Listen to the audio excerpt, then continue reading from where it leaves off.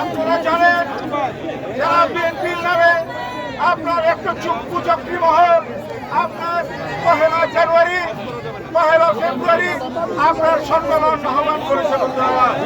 আমরাও আপনার সম্মেলন চেয়েছিলাম, কিন্তু ভোটার লিস্ট ব্যতীত আওয়ামী ভোটার লিস্ট দিয়ে এবং ভোটের ষড়যন্ত্র করে বিভিন্ন উপজেলা থেকে আপনার পুরো ভোটার লিস্ট করেন।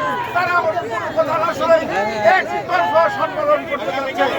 ত্যাগী এবং পরীক্ষিত নেতা কর্মীদের বাদ দিয়ে আমাদের মতো যারা আছে, আমাদের মতো হাজার হাজার আজকে নেতা কর্মী এই সম্মেলনের মাধ্যমে পদ ছাড়া হবে, পদ বঞ্চিত হবে।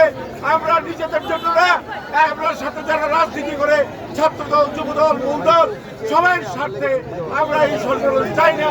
কালকে মিছিল আছে, আপনারা আমার সাথে সহযোগিতা করবেন। আপনার যতদিন পর্যন্ত আপনার সম্মেলন বন্ধ না হয় ততদিন আমাদের আন্দোলন চলবে।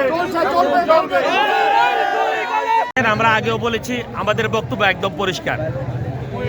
একজন সাবেক ছাত্রলীগ কর্মী জেলা বিএনপির নেতৃত্ব দেবে, এটা তৃণমূল বিএনপি কখনো মেনে নিতে পারে না। এটা মানে আমাদের পক্ষে সম্ভব নয়। আমরা এই আন্দোলনটা বিএনপির থেকে নেতাকর্মীদের পক্ষে আমরা এই আন্দোলনটা চালিয়ে যাচ্ছি। আমাদের উদ্দেশ্য এবং লক্ষ্য পরিষ্কার।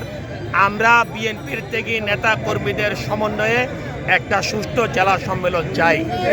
এরকমের পাতানো সম্মেলনের নামে হাসিনা মার্কা দামি সম্মেলন আমরা বিএনপির তৃণমূল নেতাকর্মীরা করতে দিতে পারি না, আমরা করতে দেব না ইনশাল্লাহ। আপনি যে উদ্দেশ্যে আমাকে প্রশ্ন করেছেন, আমাদের লক্ষ্য কি? আমাদের এই 17 বছরের লক্ষ্য ছিল অবৈধ হাসিনা সরকারকে হটানো। এখন আমাদের লক্ষ্য হচ্ছে দালাল মুক্ত বিএনপি প্রতিষ্ঠা। ইনশাল্লাহ আমরা ব্রাহ্মণবাড়িয়ার মাটিতে স্বচ্ছ দালাল মুক্ত ত্যাগী নেতা কর্মীদের এটা বিএনপি ইনশাল্লাহ পুনর্গঠন করবেই করবে। দেখুন, লুকোচুরি খেলার কিছু নেই। বিএনপি একটা বড় রাজনৈতিক দল।